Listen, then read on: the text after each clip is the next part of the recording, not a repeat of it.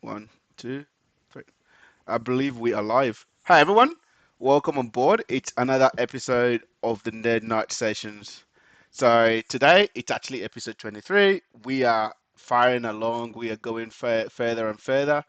I did say, what did I promise you guys that I was going to do? At NerdKnight episode 100. What was it? Oh, I remember. I said I was going to change the numbers to Roman numerals or something like that. I did remember someone saying that I have to throw a barbecue for everyone when it's Nerd Night 100. But yeah, we've got a long way to go. I need to start buying and piling up my samisteakhouse.com stockpile and making sure that I've got enough to feed everyone. And for those who wouldn't be here in person in Australia, don't worry. I'll send you one via Bluetooth. I'll make sure there's no malware in it. Anyways, welcome on board, everyone. Um, it's your host, Sammy Chucks, the founder and CEO of CyberLynk. There is one thing I love most, which is helping people understand complex problems, helping them learn, and helping them discover their innate ability to learn. And yeah, I'm excited and happy to be here. Looking forward to hearing from one of our superstar mentors who will be delivering some content today, which I absolutely am looking forward to. So yeah, that's me. I'll hand it over to one of the other mentors, Nathan Keno, so he can introduce himself, and then we'll hand it over to Sarah for a quick introduction, and then we get going. Let's hit the ground running, people. Come on. All right, let's go. G'day, I'm Nathan. I'm just a random regular bloke riding the Python course, um, and that's what I do, um, and that's it. Are you good at cooking Next cooking person. barbecues That on was your pretty barbecue? humble. That was I know, pretty I know, I humble, know. Nathan. That was that's humidity off the charts. humility in flesh. That's how it's done. Nah, it's good. All right, Sarah, you go quickly.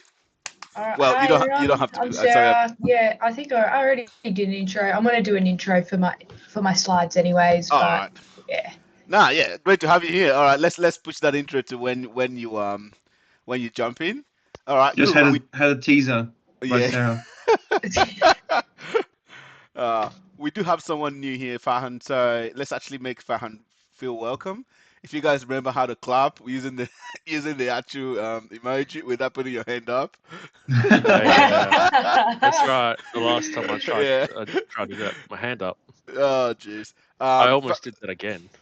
Yeah, that's fine.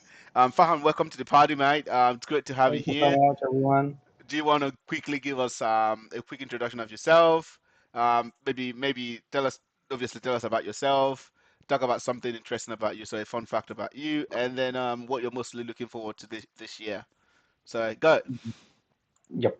My name is Farhan, and I'm basically from Pakistan, and I'm doing like a master's in cybersecurity from Torrance University, and will be soon finishing by the mid of August. So starting some training, then met the Sami at the cyber conference, get to know about the stuff and all the industrial landscape, and jumped into the training to get better edge before I pass out and have an edge over the others. So That's that's it. it. That's a little bit of the intro. Like, Yeah. What about fun fact about you? I guess. sorry? What is some dirty secret no one knows about you? Tell us.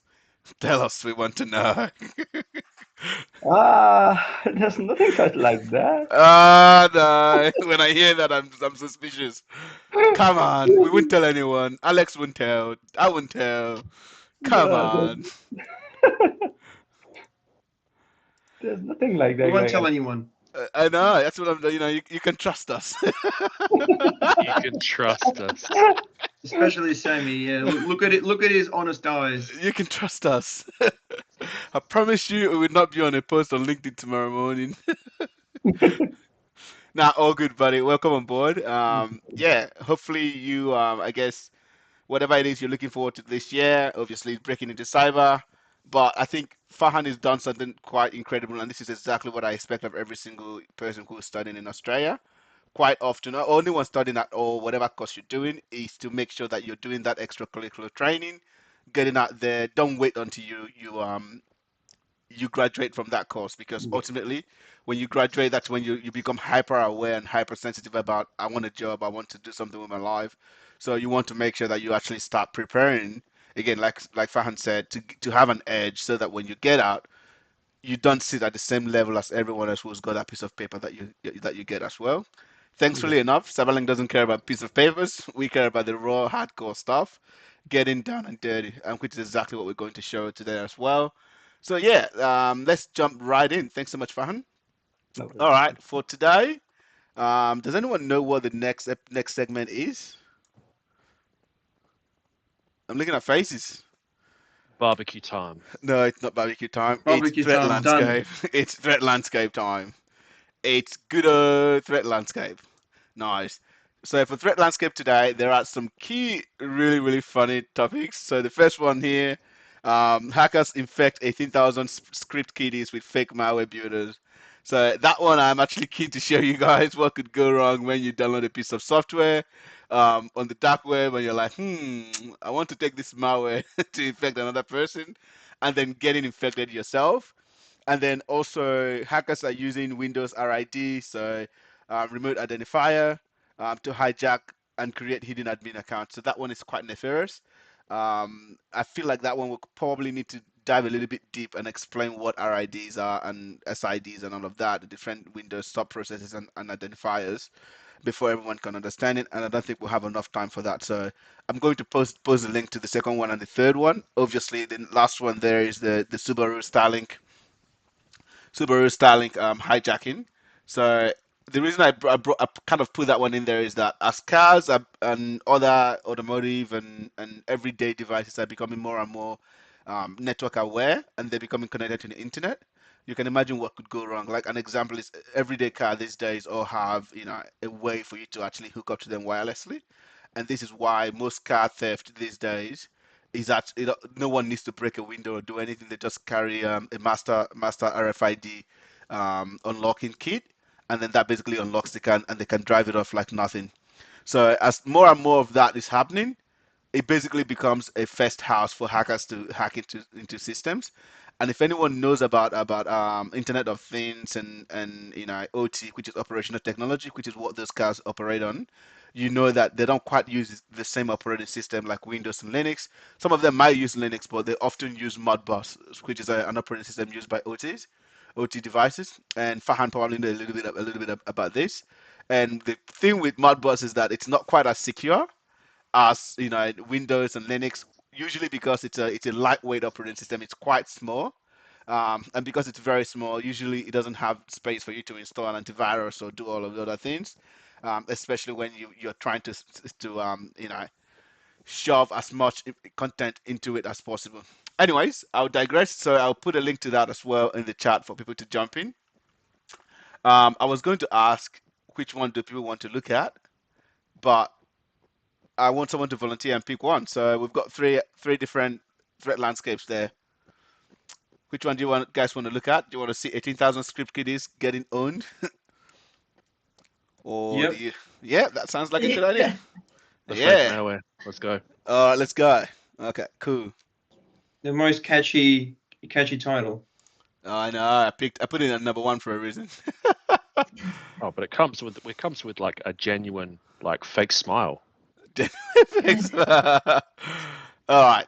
Now, all right. Where's the trailer? Ooh, look at that. Nice.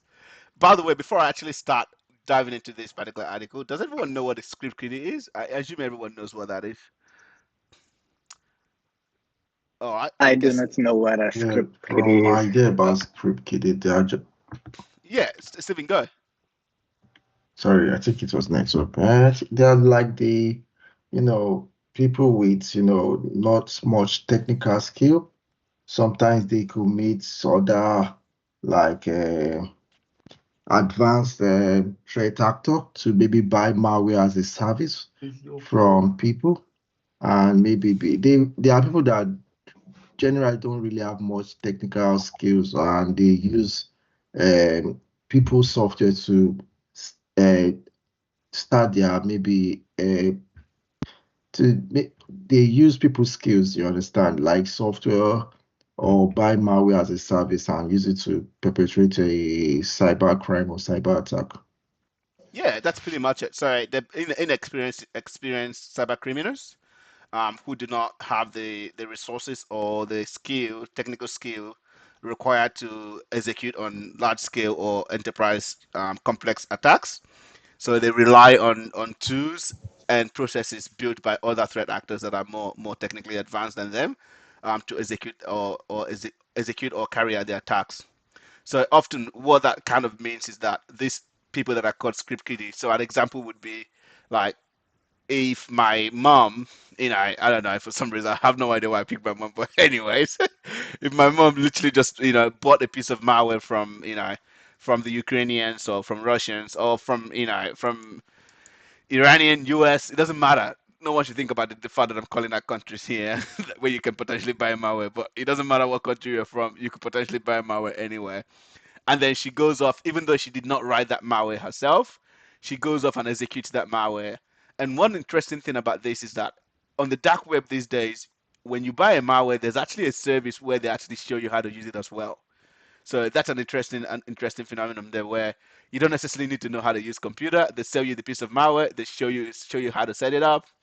Even sometimes do a support call. You can literally you can actually call them as you would call a tech support and go, hey, sorry, the malware is not working. Can you help me set it up again? And they will help you do that. And that's essentially what malware as a service is. And because they don't have the technical skills to do that, they rely on other people's technical skill to be able to carry out their action on an objective. I used a technical word called action on objective. That's something to keep in mind. We're going to get to that later. Anyways, without any further ado, let's jump right in. A threat actor targeted low-skilled hackers known as script kiddies with a fake malware builder that secretly infected them with a backdoor to steal data and take over computers. Security researchers at CloudSeek report that the malware infected 18,459 devices globally. Woohoo!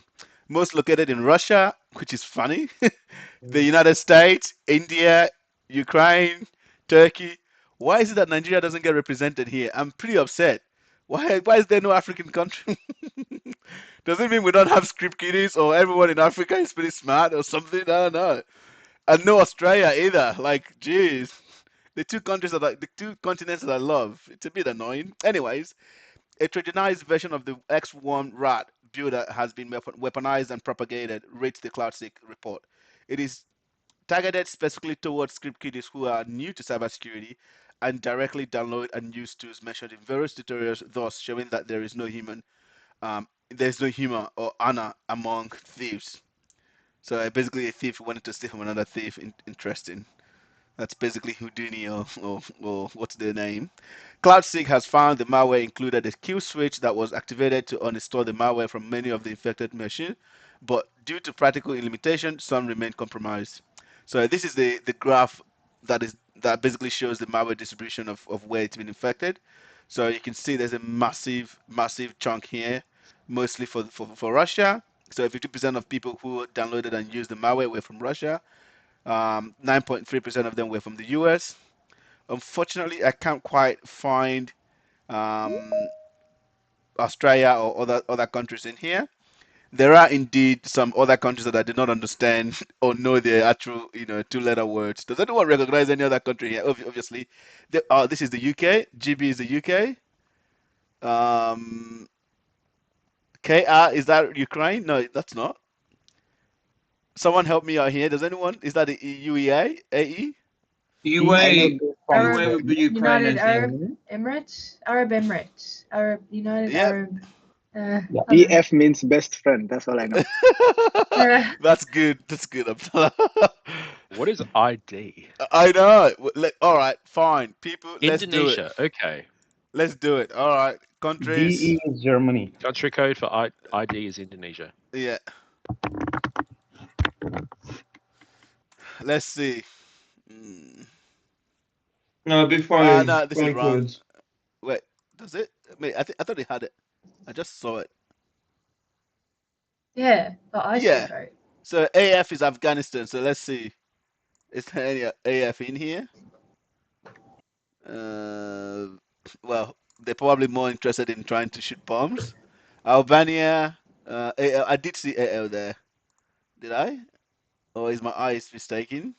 No, there's no No. PL there, which is a Yeah. Poland. I think so. What We is have EG? EG. All right, let's actually Egypt. do EG. What is EG? So EG is Egypt. Egypt. Oh, Africa is Africa is finally been represented. Well done, Egyptians. All right, let's see if we can find any Asia Pacific countries in here. What do we have?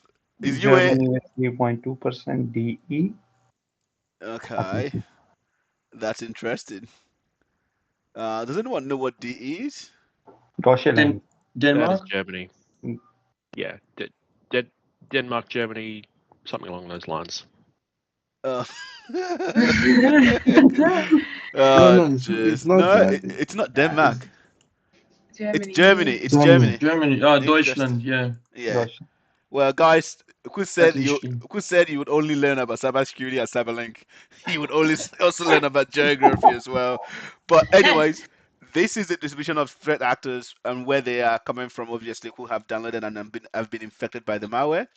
The interesting thing here is that they actually bought this as a RAT. So a RAT stands for Remote Access Trojan, as a RAT builder. So this too, actually, like I said, it actually builds a RAT. So essentially, what happens is it has an interface where you put in your IP address, basically for the callback, and then you put in a whole bunch of information there, and you click build, and then it basically packages an exe or a .sh or file.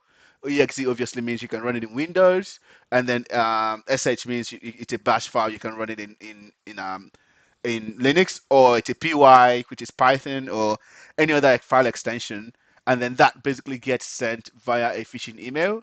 When someone clicks that or downloads it, it goes ahead and installs it.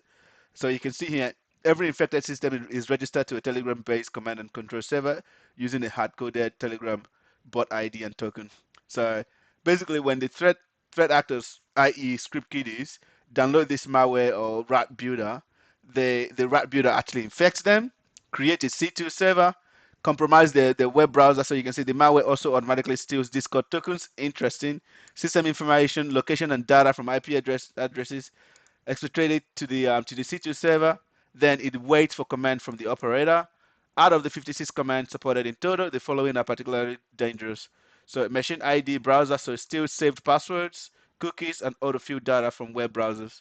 Now, I kind of want to take a pause here and ask everyone, how many of you have saved passwords in your web browser? And when was the last time you cleared your cookies? And do you have autofill information that contains passwords? Abdallah, go.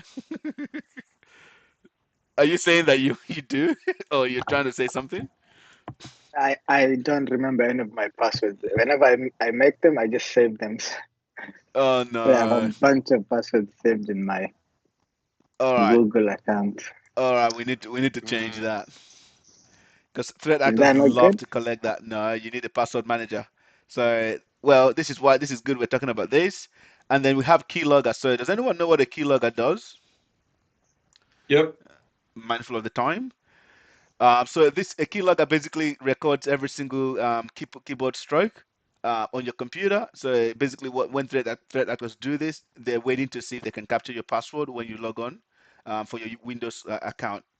And then it also takes a capture of the user's password desktop, and then it also encrypts the passwords, encrypt all files in the system using a provided password, and then queues processes, so it terminates specific processes, including security softwares like antiviruses and EDR softwares.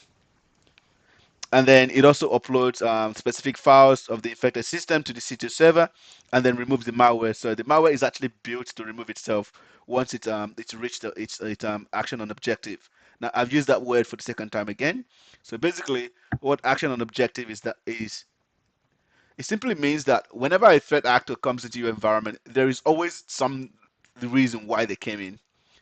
It could be to deface your website, which in case it's mostly hacktivist organization, which can be fueled or influenced by political matters, or or a disgruntled ex-employee or current employee inside a threat. But ultimately, there is an outcome or an intended outcome that a threat actor wants when they get into your system. So that's essentially what action on objective is. So it's really important to remember that whenever you're trying to track malware or threat actors in an environment, that you actually start to think from the very onset. If you're following the incident response lifecycle, which is identification, containment, eradication, um, recovery, action and objective. So whenever you're doing that, even from the very beginning, before you even do anything, you need to start thinking about what is the intended outcome, what objective is the threat actor trying to achieve. Because if you don't, you're going to find yourself either triggering something called a logic bomb. So a logic bomb is essentially where a threat actor comes into the environment, they deposit a piece of malware that does not trigger until a certain condition is met. This is why you have to start thinking about it from the very get-go, so that if the threat actor is just meant to just come in and steal data, then you know how to approach it. If it is a more sophisticated nation state threat actor, they're probably wanting to stay in the environment for as long as possible. So it probably makes sense not to kill the process or to remove the malware, but to monitor the malware as well. Another example that I've actually seen happen is where a threat actor hacked into an organization's server and then install crypto miners. So you can see that the action and objective in there is to basically, you know, live on someone else's resources like leeches.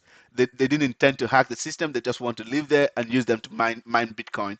So that action on objective is really, really important. The intended outcome of why the threat actor is going to hack an organization, it helps to build defenses against it. Anyways, just going through this really quickly, so we can actually chat about it maybe in 5 minutes. So this threat actor would basically take a screenshot of what the person is doing. So you can see here Windows Defender bypass using XWormRat. So it's funny, they're watching a video of how to actually use the malware and then disrupting with the kill switch. So this is essentially where they kill a whole bunch of processes. So yeah, this is definitely an interesting one, and it underscores why it's really important when you download a piece of proof of concept or a piece of software from GitHub or from online, or you're reading a tutorial and you see a piece of software. It's really important to make sure that you don't just blindly go and execute that. Now, this is obviously a lot harder to actually go and review the piece of software if it is already a packaged software. So if it's a compiled software like a .exe file, it's really hard for you to actually see what the software is doing. So what I would often recommend is to make sure that if you're working on anything, make sure you're doing that in your virtual machine in a lab, and you obviously have that contained network boundary between your virtual machine and your actual host. Anyways, yeah, that's certainly an interesting one. But I wanted to throw this back at everyone. Looking at the time, we might actually go over a little bit today, but I think we should be fine. We've only been doing this for 20 minutes, I believe. What do people think about this? Any comments, feedback?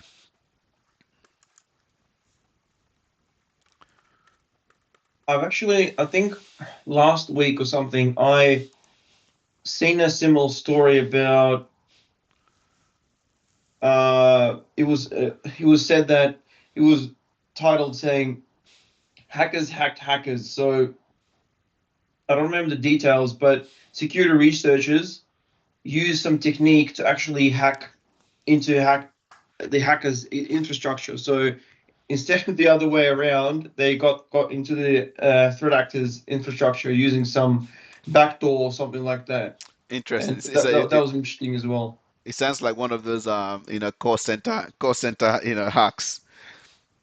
Has anyone seen the video of where they hack some of the guys that are in the Yeah. call center trying to scam people? It's very Oh funny. yes, absolutely. It's very funny. I think I watched one with the girl, and the dude called the girl's name. She's like, "Why do you know my name?"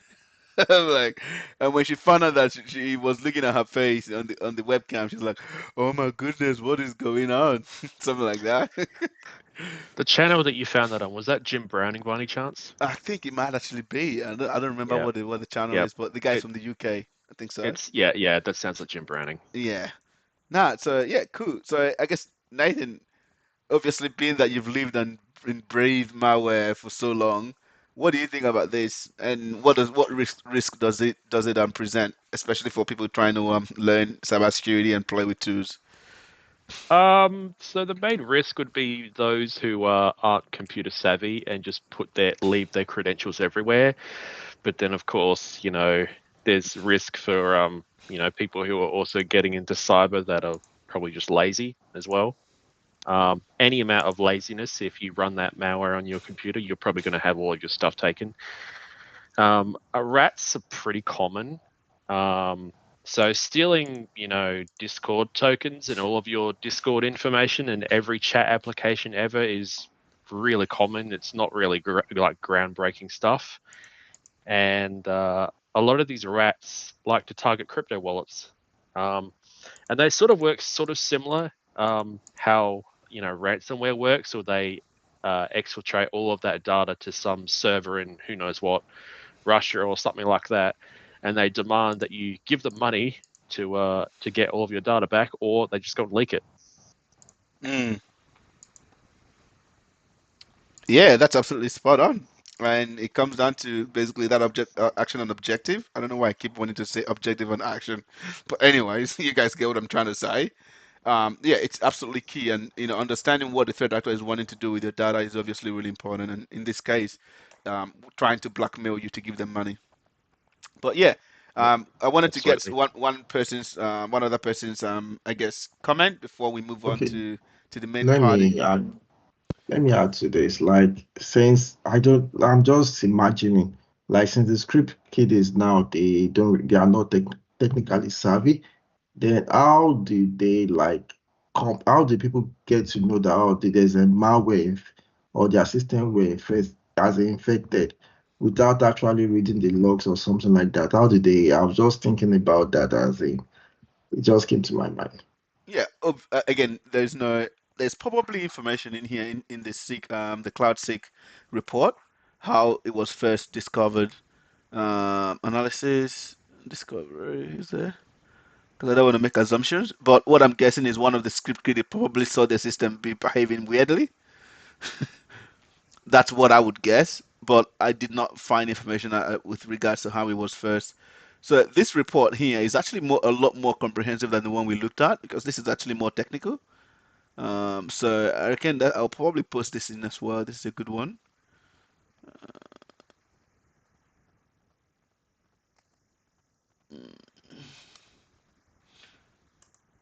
Mitigation, containment, endpoint security, EDR. Yeah, that's fine. Network monitoring, eradication, legal collaboration.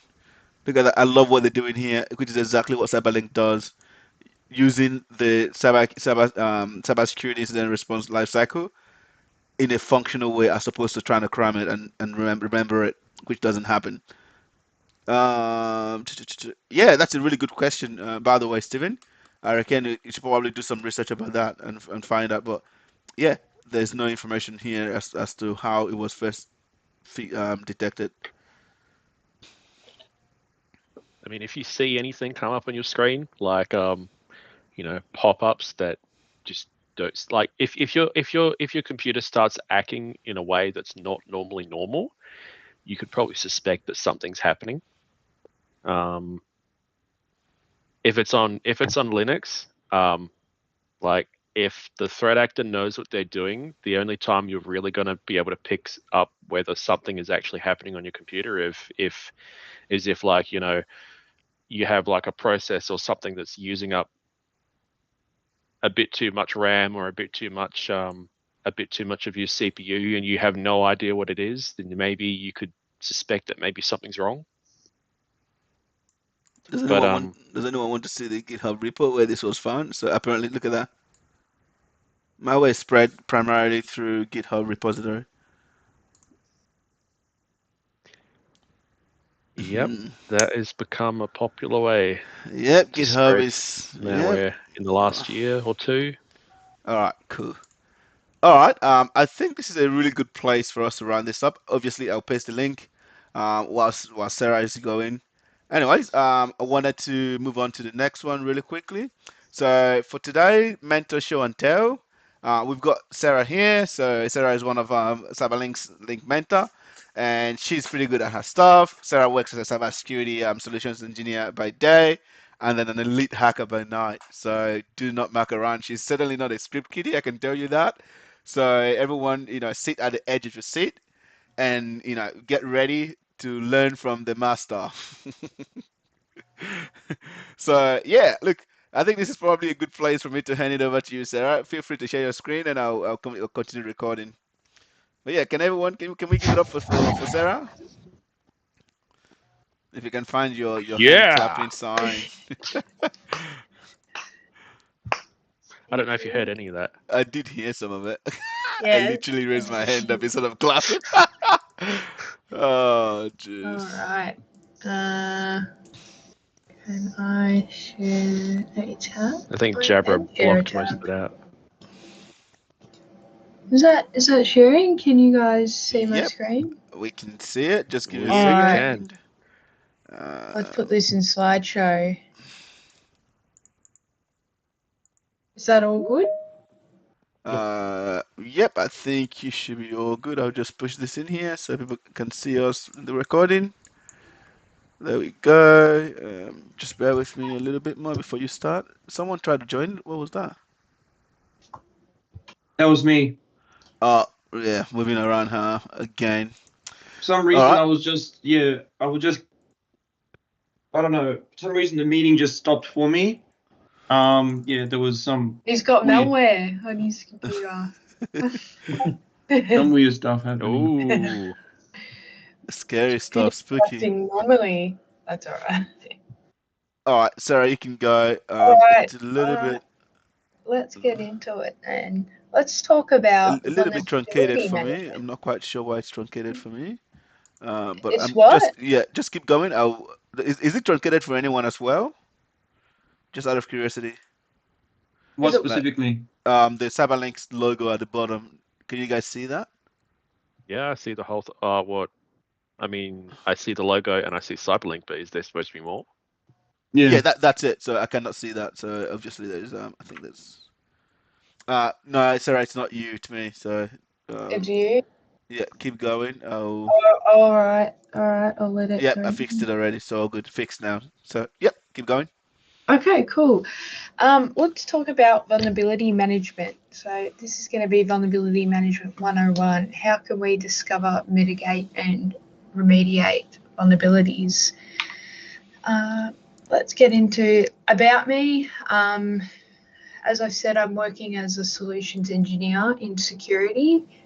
I graduated as DUX in my advanced diploma in cybersecurity, and I did this competition called World Skills. I did a regional cybersecurity competition and then participated in nationals where I represented Victoria.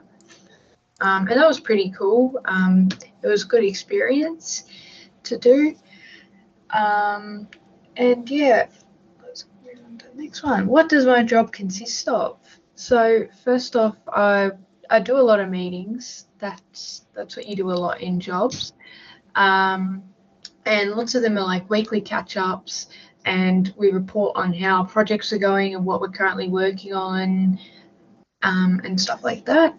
And I do vulnerability management and remediation through Microsoft Defender and Tenable.io. So they both monitor threats in real time. And Defender is a SIEM tool that we use for all our systems in our company. So our servers, our desktops, all our hardware stuff. And it also shows like accounts, suspicious logins, all of that good stuff. And you can monitor a lot in that, and it's a really great thing. You can do lots of advanced hunting where you can write queries and filter specifics of like logins and stuff. And it's just monitoring the whole organization. So if someone gets access to this, it's not very good, but I use it to monitor some stuff, not all the time, but if something's happened and we want to dig up how it's happened, we'll go through Defender and look at it. Tenable is sort of the same. It doesn't really show it in real time though. It'll show your vulnerabilities on each server. And I just do data gathering for that. We've got another team that remediates those ones. But in Tenable, it's for lots of our Linux clients as well, and some Windows clients as well. But because Tenable's a bit funny because you have to install a program which makes it available to see inside of Tenable. And in Tenable, we also have daily and weekly scans. They run on our servers and just identify vulnerabilities. And then we just report those vulnerabilities and just see if there's any big trends or stuff like that. There's two other vulnerability management solutions, CrowdStrike, Spotlight, and Qualys. Sammy, you're an expert on those two. Yeah, so it's pretty much the Yeah, same. absolutely is. Oh, yeah, expert, master, teach me nonsense. But so, like majority of this, like you're actually absolutely spot on, Sarah. So they're all pretty much the same. So pretty much they have an agent, just like you said. The agent is installed on the server or the workstation. Yeah. And then that basically does the daily, weekly, hourly scans, obviously depending on what you configure. So that's Yeah, exactly inside what, of that portal. Yeah. yeah, and that's exactly what CrowdStrike Spotlight is. The interesting thing about CrowdStrike Spotlight is that CrowdStrike's, their strategy is to bring every single thing into a singular panel, just like Microsoft Defender Portal is also trying to do as well, where you have your EDR alert in there, you have your cloud Yeah, alert in there, I and feel like everything. Defender's more real time. You can Yeah, see, there's millions of logs of people logging in, like dragging and dropping a file. There's all those specifics, whereas Tenable just shows you the vulnerabilities on servers regarding that operating system, like stuff like that. But they're very different. So yeah, it's no good having one and relying on one. You sort of need both to monitor these things. yeah, absolutely, and that's exactly what they are. So they're just different products, different vendors, but ultimately the same solution, which is to Yeah. reduce vulnerability in the enterprise. And one thing I'll add in here is that it's always really important, and this is the thing that's going to make you guys stand out.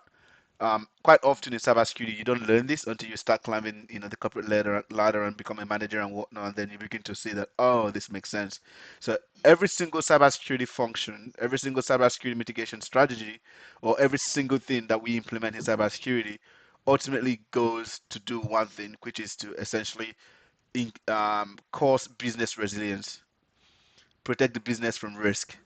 So ultimately, what cybersecurity vulnerability management is trying to do is to reduce the amount of risk that the business has, so that the business can continue to operate and then make profit, which is the one reason why most for-profit businesses operate, which is to make profit. Anyways, just wanted to add that business side to it. It's really important to keep in the back of your mind that that's why there's this function. Yeah, thanks, Sammy. And yeah, continuing on, there's also another side of cybersecurity, identity access management, and this basically looks after users, groups, all of that sort of stuff within Entra ID. So this is access within Azure on the cloud, and you can manage all this stuff. You can also look at risky sign-ins and sign-in logs through this one, and yeah, it shows you all the user stuff and all the group stuff and all of that good stuff. Also got Azure management, which includes Microsoft Sentinel, which is in the Azure portal as well. This tracks incidents and threat management. It's a bit similar to Microsoft Defender. You can view logs as well, and virtual machines, like all of these logs related to those things. And then we've got AD management, which is the on-prem part of Active Directory. So we've got group policy enforcements, which apply to all users in the organization. So you can, with group policies, you can say, I want to set a password length of 20 characters and apply it to all users. You can do that through your domain controller, which is your main server, and that'll apply to all users under that tree. And it basically is another layer of security for groups and users. We use it alongside Entra ID, and yeah, you can do a lot of things like set the lock lock time on your computer. So if you leave your computer for a minute, you can set that to lock your computer. And this is ensured that cyber hygiene is achieved with those security controls. It just makes it a bit more secure on the organization for groups, users, and workstations. Awesome. I'll go on to the next slide, discovering and managing vulnerabilities. So I've got a few points here. With news, obviously, in the start of these meetings, Sammy always the first to deliver the news, so you can rely on this. But another good way of keeping up with the news is just search up cybersecurity news on Google. Listen to podcasts. There's a couple of good podcasts and Yeah, have a few. Yeah. YouTube videos. Like some YouTube people go over, like they record a whole live stream and they'll go over like cybersecurity news today or something. And on LinkedIn as well, if you browse on LinkedIn, if you engage with like enough security stuff, it'll show you recommended posts, and you'll probably stumble across some news post. That's how I found out about that script Kiddie one. I was browsing LinkedIn this morning, I saw it, and I'm like, oh, that's pretty interesting. And then I just looked at it a bit more. SIEM tools, I talked about that one a bit earlier. This one helps you just monitor logs, detects patterns, and just flags those unusual or not normal attempts, like login attempts. It'll flag those unusual attempts, from an unknown IP address. It'll flag if someone's using their local admin rights when they're not meant to be using them, and stuff like that. And what a SIEM is, it stands for Security Information and Event Management. And if you don't know what it is, it basically collects data from the entire organization. So your workstations, your servers, users, groups, if you configure it all the way there, it collects all the data and it uncovers those anomalies and those bad events. And those events that are bad that indicate a potential threat. So they'll uncover all of those bad things. CVE, Security Vulnerability Database.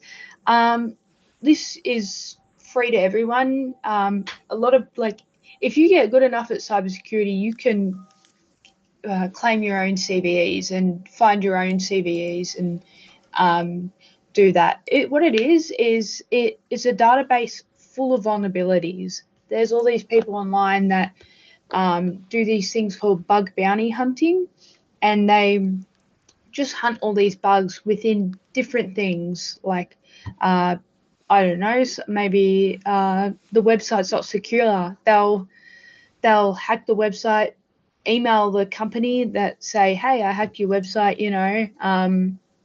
and let them know it's a security threat, and they'll submit it to CVE. They'll get in contact with CVE and the company, and then you can submit the CVE, and it gets published on this database where everyone can see these vulnerabilities within each application, OS, like Linux or Windows.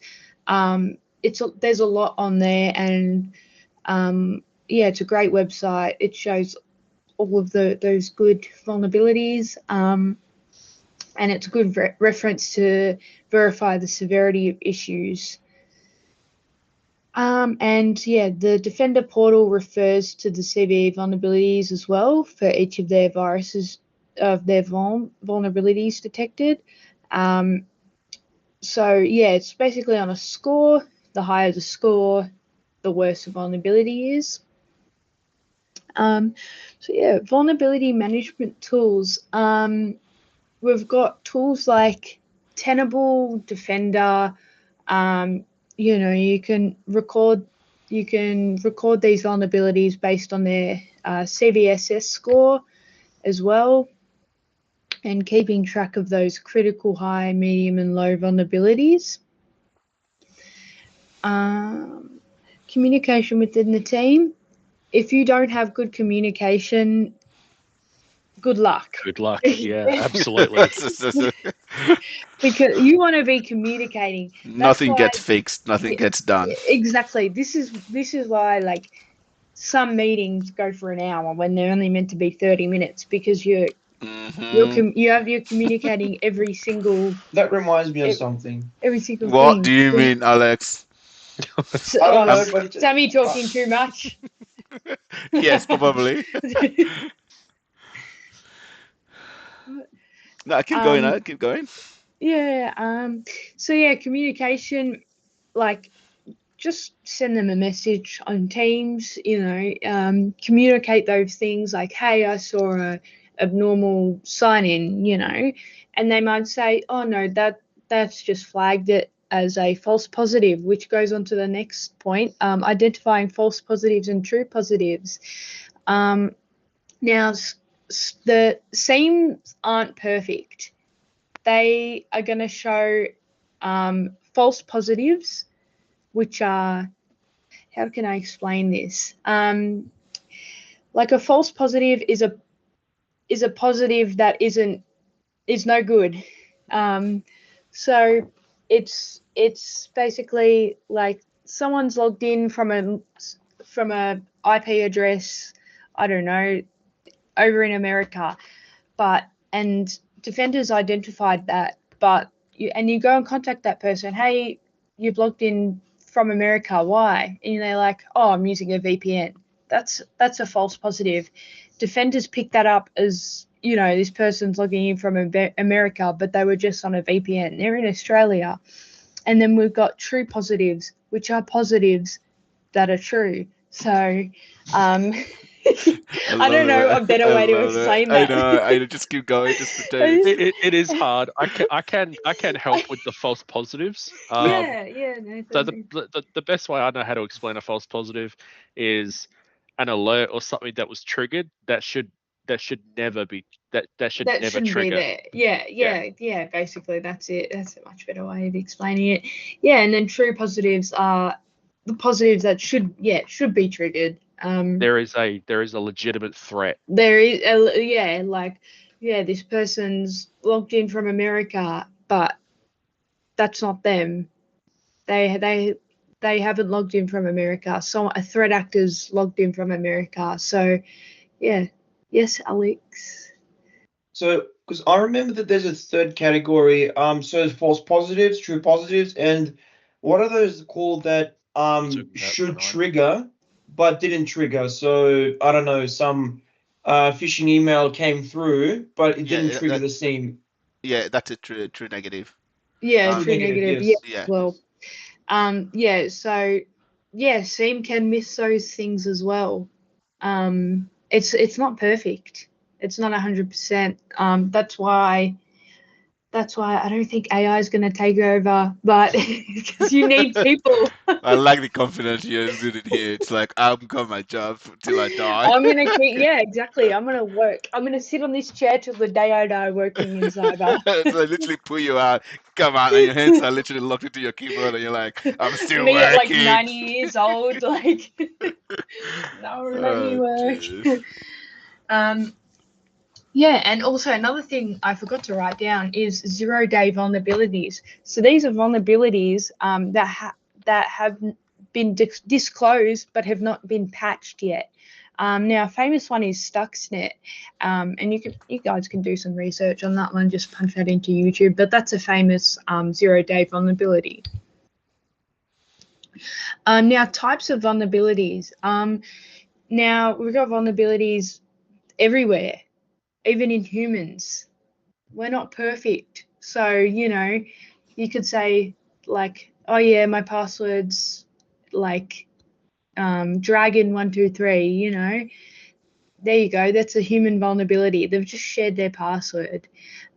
You've got, in software, hardware, like hardware, you got an outdated CPU that's vulnerable. You've got in software, applications can be vulnerable as well. There's bugs, they can all be exploited. So nothing is 100% perfect. As like if you look at the CVE, there is hundreds of vulnerabilities every single day being posted, and people like have jobs that find vulnerabilities, like those bug bounty hunters. They're there to exploit these systems and find the vulnerabilities so they can be patched. And you've got different types. I'm only going to go into these 3 types. You've got web-based vulnerabilities. You've got SQL injection or SQL injection. This is when data enters an application from like an untrusted source and basically punches in a SQL query, and then they can gain access. Cross-site scripting, when untrusted data is in a web page without validation, like let's say like a misconfigured certificate, or it's not verified, or like the certificate's expired or something. This can allow attackers to inject code and basically execute their own code from their side onto the website. And you've got things like cross-site request forgery. This is similar to cross-site scripting. This is when a website executes malicious code that allows a hacker to steal information and get their hands dirty. You've got application or operating system-based vulnerabilities. So things like buffer overflow, where an attacker can manipulate coding errors to basically overwrite the computer's memory. You've got security misconfigurations, like incorrectly configured applications. And if an application isn't checked and written properly, this can leave the app exposed to threats, allowing exploitation, those sort of things. And then you've got, OS-based, I went off track, application-based. Moving on, OS-based vulnerabilities, you got buffer overflow. I already went over that one. Privilege escalation. Sorry, guys. That's all right. Privilege Oh, you're doing well. escalation. Where Yeah, I'm you, doing well. yeah, my mouth's getting a bit dry. You can take a break and no, throw it it's at all right. Nathan. All right, keep Oh going. yeah, water. throw it at Nathan. Oh yeah, you could do that too. Yeah. Privilege escalation, where you exploit the OS to gain elevated access. This is very common in Linux systems. When you're getting into that sort of Linux hacking, you basically make yourself a root user. You can do the same on Windows. Make yourself the administrator or local administrator. You're gaining that elevated access from a regular user to basically an administrator that can do anything. And yeah, we'll move on to the next one. Case study, well-known vulnerabilities. And Sammy's put a lovely little quote there as well. Oh, I didn't Nathan see the definitely quote. got that one. There's always a back door. You just need to find it. Oh, very nice. Yeah. I haven't heard anyone say that before, so I'm owning it. I reckon if we put it into Google, there'll probably be someone that said it. Oh, come on. Someone competing with I me. haven't tried. Oh, no. Maybe there is. Yeah. Yeah, we've got 3 CVE vulnerabilities. This is what I was talking about before, these CVE vulnerabilities. As you can see, that 2021, that's the year it was published. So we've got 2021 for the first 2 and then 2016 for that last one. And yeah, in the CVEs, you've got a whole database of all these vulnerabilities, and these are very popular ones. So the first one's proxy shell. And I'll go to this website and I'll share this tab. Just let me know if you can everyone see this? Okay. Yeah, you can see the little cat on the screen. Yep. Wow. So this is proxy shell. So an unauthenticated attacker can execute arbitrary commands on a Microsoft Exchange server through an exposed 443 port. So there's a little demo video here. I'll mute that. Can you guys see the video?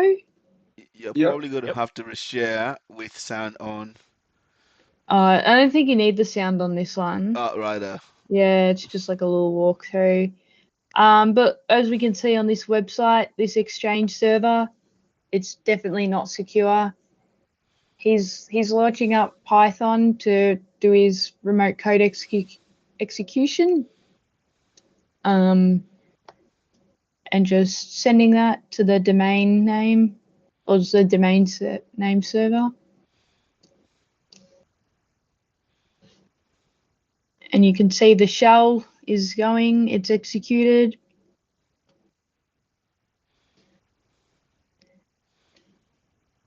I'm just looking for the who am I command. Yep, and he's gained access. Yep, he's doing who am I. I knew that was coming. Yep, and he's Whoa, gained. okay. Empty Wow, system. System. That's wow. system level. So That's actually bad. yeah, That's worse than administrator. Yeah, it is worse than administrator. And he's literally, yeah, he's done IP config inside the shell as well, which shows their IP configurations and everything inside of there. So this is bad. Well, And this, it's not the worst. It's Well, definitely bad, but it's not the yeah, worst. well, it's The pretty the obvious next that you can see level. the network there, right? That's where you can do yeah, further, network discovery.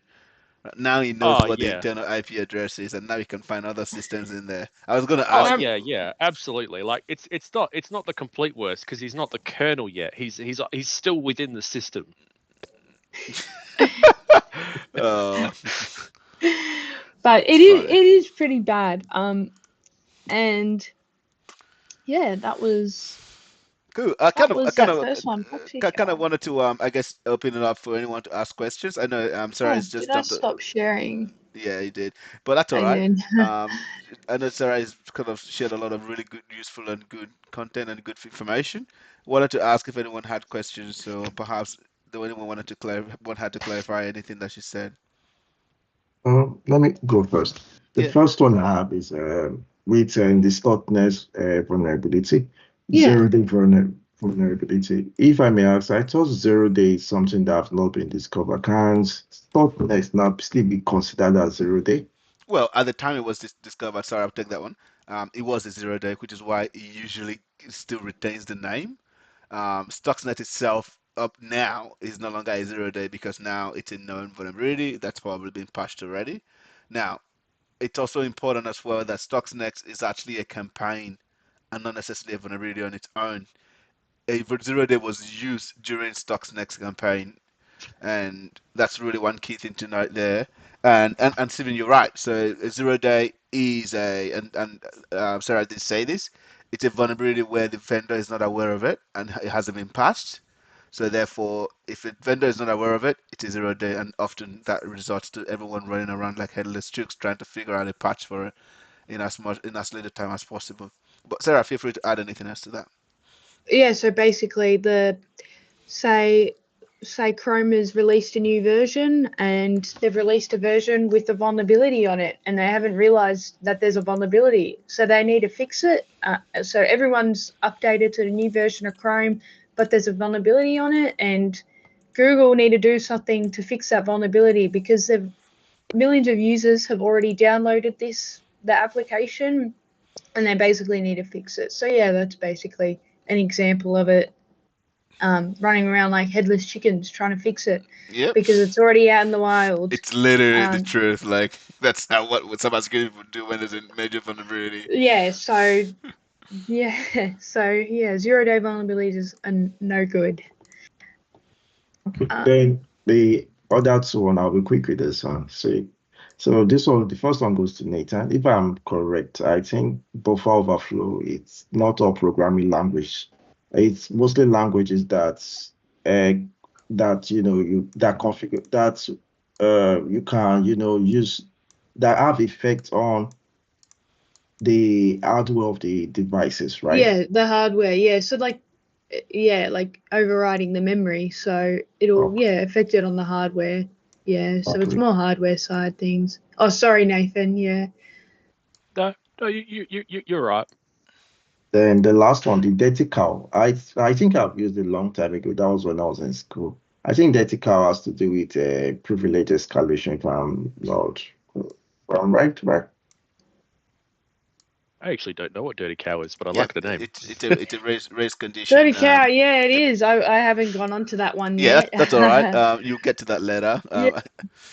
Does anyone else have any other question aside from Steven? Abdallah? I have. Yeah, sorry, you I go. don't have a question, but I have some tool suggestions because you were talking about tools before. Yeah, go. But maybe we can get to the end. All right. Yeah, Okay. yeah. Yeah. Do a little Abdallah, show and tell. Shay, with the- are you guys enjoying this? Is this delivering knowledge at least? Yeah, it's good. Yeah, this is pretty interesting to me. I'm enjoying the presentation. Thank you, Sarah. Thanks, It's Abdullah. good. Thanks, Shay. Farhan, Yes, thank you. I know Thank it's you, your Sarah. first Yeah. time, so how about yourself? Do you have any questions? Do you want us to clarify anything else?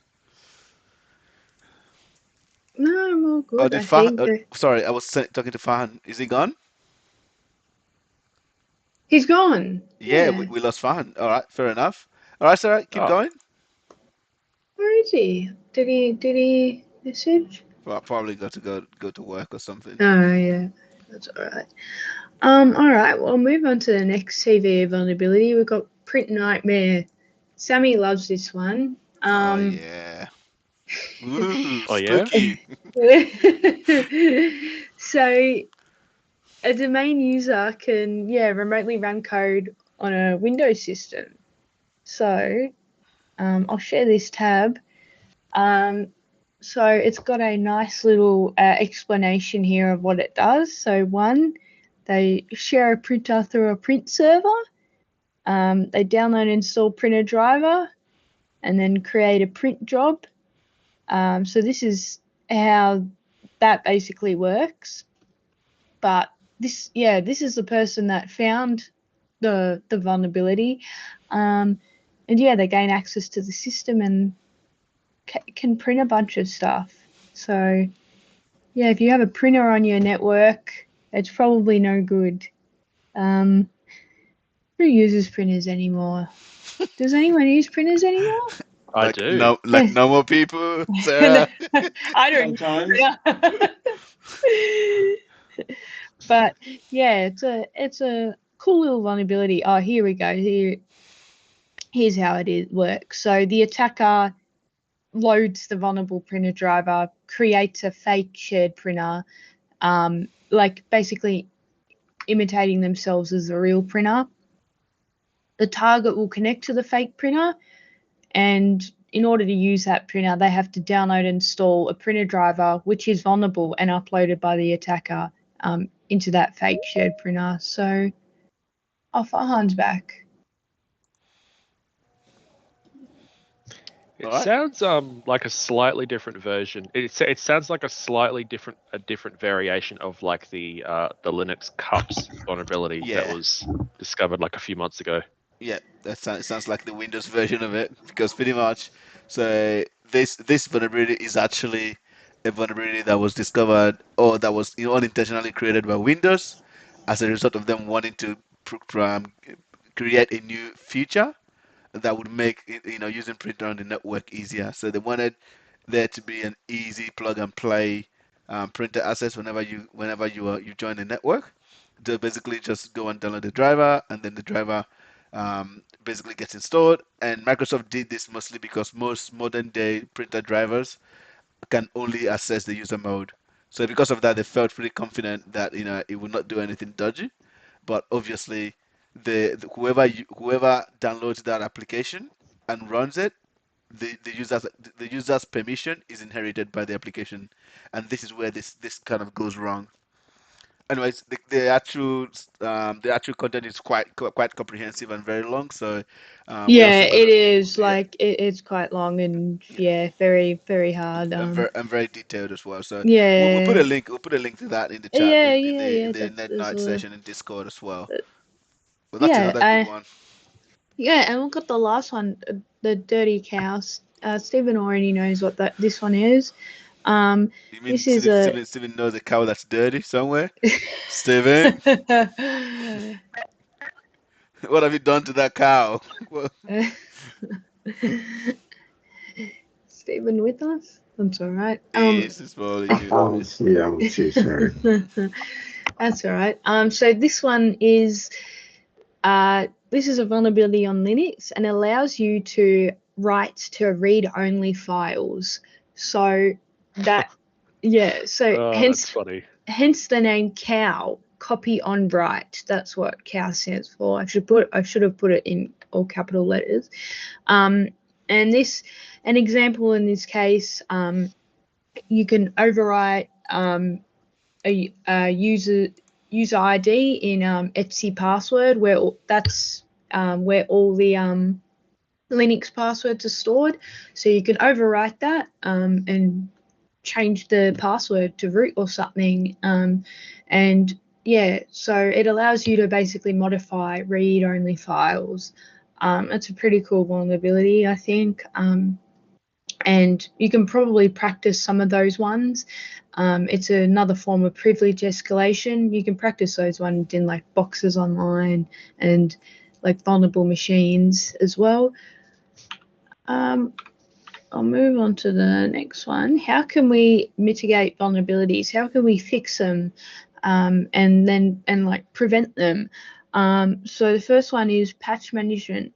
I don't do patch management, but there's another team in my organization that does the patch management and does like a monthly patch, and they go over all their patches and make sure everything's up to date and everything's patched and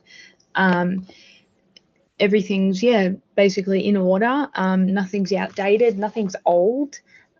We don't want to be having Windows 7 servers, Windows 7 OSs in the environment, or like Windows 2012 servers. We don't want any of those floating around because they're quite vulnerable. Access management or access control. We just want to make sure that users have access to only what they need. We don't want all users having access to local admin rights, and that's an issue because in an organization, when a user has access to local admin rights, they can install whatever they want. They can if they want an application that they're using, a software that they're using, and they go and install it online, it could have a vulnerability, and you just need to limit those admin rights and make sure they can't install anything off the web, and just manage that access control. Firewall configuration.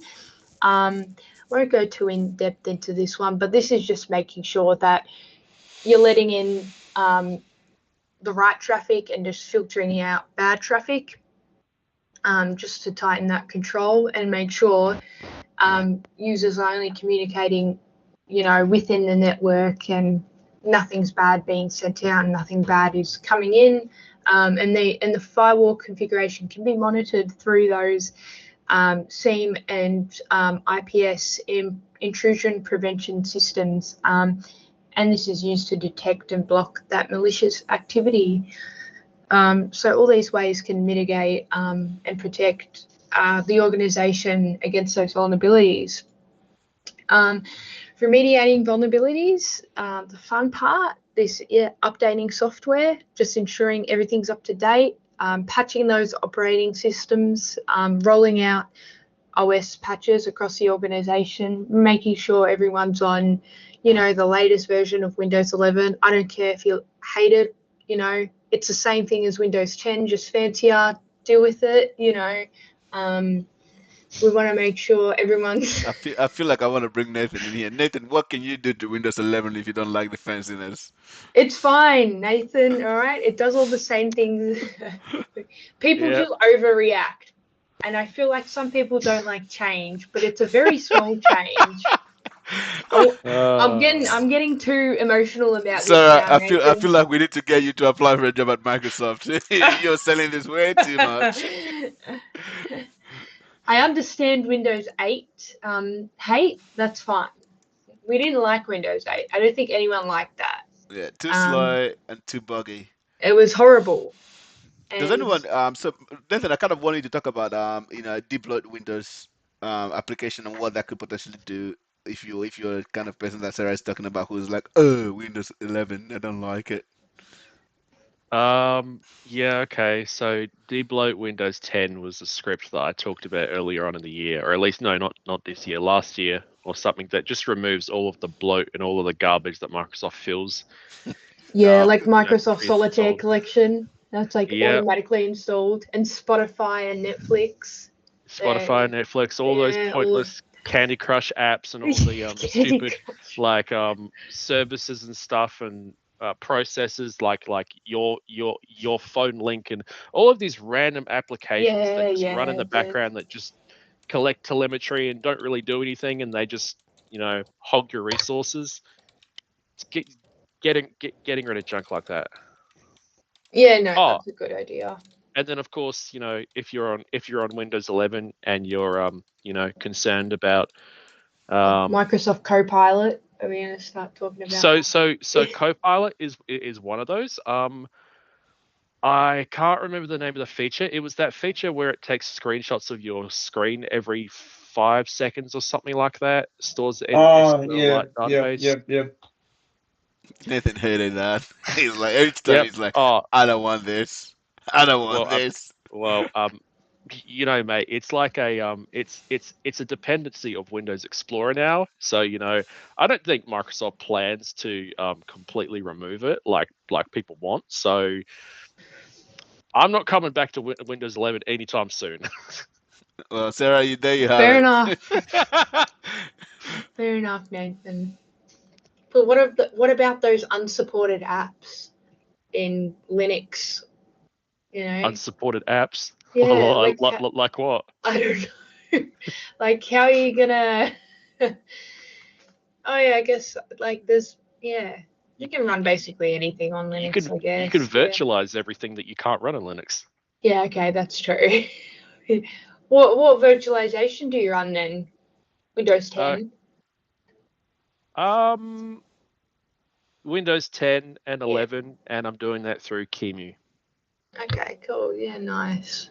Well, I can emulate Linux on my Windows computer. So that's pretty good. Oh, you could actually just use Windows Subsystem for Linux instead, actually. Yeah, I know. I like my UI and stuff. But anyways, we'll continue with the slides. Where was I? I approve. Talking about Windows 11, I think Windows 11 is more like right now is like Vista. So when there was XP, the good guy, and then you had Vista, like it was bad at the start, then it was okay, average, but most of the people just skipped it, and then Windows 7, then your ultimate sort of like operating system or something like that. So I think Windows 11 is something like this, because 10 is everyone's favorite. Windows 11 would be like, well, you can live with it, but it's not as good. Just I'll pass it, and then whatever it's going to be the next Windows 12 or whatever they call it. Yeah, if you want to use a Linux operating system that's similar to Windows, and you just want to move away from Windows, Linux Mint is nice. Yeah. That's it's already in a way as well. It's pretty Don't install Kali leaks right to your system. You don't need something like that. You don't need all those tools. You no, on your. Of them. You don't need that. One of my friends is like a hacker by night and hacker by day, and he's got Kali installed right to the core of his computer. And I'm like, just virtualize that. You don't need it on your computer. But yeah, Linux Mint is quite nice. It's probably the most similar to Windows, and it's pretty easy to get used to. It's like a mix of Windows and Mac. It's quite nice. But let's not get into Mac OS. Yeah, that's the the danger zone. Yeah, if you we don't want to talk about Apple users. I do have an iPhone, but I don't have a Mac, and don't want to talk about Macs. Anyways, let's go into where was I up to? Patching so operating update, systems. yeah, patching operating systems and automating where possible. This Yeah, is That's a trigger Nathan- word for Nathan. Nathan's That's the favorite. trigger word. You trigger can phrase. automate so much. Oh, yeah. Like so much unnecessary crap we can just automate. Like, deleting the files that are or archiving files that are older than 90 days. Let's not manually do that. Let's automate that. I want to collect all this data from AD. Let's automate that. Let's not manually do that because that's going to take forever to look through AD. We want to, and the great thing about automation is you can pick and choose, and just run it. And it's great. Automation. You can use Python, PowerShell. Those are the two most probably powerful and easy ones to learn. It just streamlines vulnerability management as well, also through scripts. And it's great. Nathan, do you want to add anything to automation? Not that I can think of, but if you want to tie in some of your own custom malware into your automation, C is the way to go. Oh yeah, C is there's so many programming languages, and but Python and PowerShell are the main thing where you want to automate things in the organization and not automate malware. Oh yeah. Well, so if you want something in Python that doesn't exist already, like you want to bring in like a feature or something that Python isn't capable of, you'll have to write that in C and then port it to Python. Yeah, but the great thing is you got libraries. So there's a whole list of libraries. You can import things that users have created, and you don't have to write them yourself. You can just search up Python libraries, and PowerShell has the exact same thing. People have made and it's written in C as well. The Just be PowerShell careful ones. when you download the library so you don't Exactly. become a script kiddie. Exactly. So I will never forget make that. sure when you're downloading a library that's not publicly available or not many people have installed it, is to read the code of the library. Just make sure there's nothing suspicious in that C code, and just make sure it's doing what it says. None of this, I'm going to install something .batch to your system32 folder. Let's not do that. Let's download a library that's what it says it's going to do. That's funny. It's like, let's not do Yeah. that. Let's be civilized human beings. Let's install something nice. And we don't want to become script kiddies. Nah. And the last slide, I hate that first word, but I put it in. AI, artificial intelligence. Let's look at I'm this in done the too. future. It's all right. I'm getting tired, guys. I think it's time to go to bed. That's all right. Anyways, AI. I'm not going to bore you guys over it. But I think this second point is pretty cool. Quantum computing, and this is really coming to life in the past few months. It's a really interesting topic, and it's crazy how far it's come. As well, I reckon. Quantum computing is pretty amazing. And I'm not even smart to understand what quantum computing is, but it's pretty cool. And then the last one, cyber awareness training. Really, in the future, there's always going to be those human errors, and you want to make sure people are up to date, and recognizing threats such as phishing, and social engineering, educating people in the organization, because not everyone's going to know about IT. There's going to be people in your organization, like a receptionist, who's going to see these emails and claim 12 months free of Netflix. Some people still fall for those things, unfortunately, and you just need to educate those people on what's good and what's bad. Some companies run like a phishing thing once a month. They'll send out a phishing email, and you just got to make sure, and then you don't click on any links in the email. It'll just collect a bunch of data, and tell the organization, hey, there's people that are actually clicking on this phishing link, just to see in the organization what percentage are still trusting these bad emails and what percentage aren't. So yeah, that's good. And thank you, everyone. I hope I didn't bore everyone too much. You did awesome. Well done. Nah, thanks. you did awesome, and I loved those gifs. Thank you so much. Thank you very much. Yeah, no, that was awesome. Thanks, Trevor. Yeah, we're very good, very dynamic. Yeah. Thanks, guys. It's good. Well, thanks for at least listening. I really appreciate it. it was so good and it's so nice, and also like at least one time people don't have to listen to Iron Nathan's voice or any other mentor. Oh, I know, right? I know. Oh, That's good. actually, while we're here, I can suggest those tools that I was going to talk about. Oh yeah, let's. Yeah. Let's hear. So the ones I thought of when you were giving a talk was InnoReader. It's like a application where you can grab all of your RSS feeds for all of your your favorite tech news sites or I've whatever. heard of that one. Yeah. Yep. Yeah. You get it all in one place. Yeah, Another one.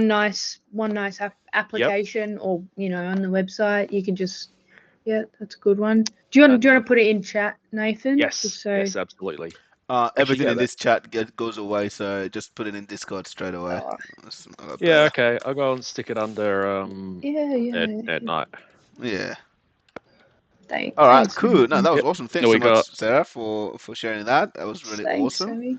Yeah. We just need to obviously break that down and start creating content with it and on the Lynk Academy. Just before we wrap up, I know we've gone over already, everyone, so I do apologize. Does anyone have any questions, final questions that they have for the mentor? no questions, but I had two other tools. Just chuck them in there. I also wanted to obviously give people an opportunity to ask questions with regards to the labs. So is everyone going all right with the labs and the work that they're doing on the Link Academy? Does anyone need any support? I'll probably stop recording and then we can work on those. But yeah, thanks so much everyone for being here. Thanks for being part of the session. I appreciate it. If you do have any questions, please reach out to the mentors on the link Discord server. Or you can obviously reach out to our team on support@cyberlynk.io.